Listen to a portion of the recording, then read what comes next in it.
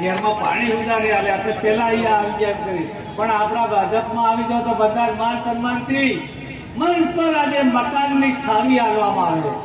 આ લો છાવી, આ લો ટ્રેક્ટર ખેતીવાડીનો, અને આ ખેતીવાડીની અંદર ઘણા લોકો વાર્તા કરતા હતા કમોસમી વરસાદ આખા ગુજરાતની અંદર બધાને આ કુદરતી રીતે વરસાદ પડ્યો, માવઠું કહેવાય ને, માવઠું પડ્યું. મને થોડી ખબર હતી માવઠું પડવાનું.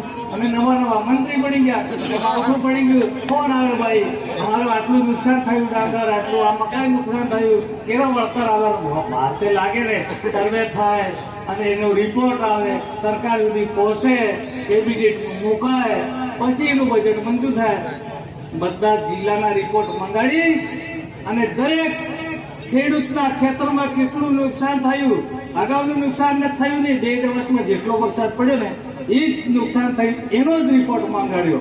ડાંગર હોય, દરેક સોયાબીન હોય, મગફળી હોય, એ નુકસાનનો તાત્કાલિક રિપોર્ટ મંગાડી સરકારની અંદર કેબિનેટની અંદર 10,000 કરોડનો પેકેજ જાહેર કરી અને ખેડૂતના ખાતામાં નાખવામાં સરકારે કામ કર્યું અને બધાને મળવાના મિત્રો. એટલા માટે તમને કહેવા આવ્યા છે કે મિત્રો, આપણી સરકાર, આપણી મા બાપ છે, મોદી સાહેબ બધા ડોહા ડોહીને પાડી રહ્યા છે, ખેડૂતોને પાડી રહ્યા છે. એટલા ખાતા પૈસા નાખવાના, હજી સુધા વધારો કરવાનો છે, પણ અહીંયા પેલા વાજે લાગતા નહીં.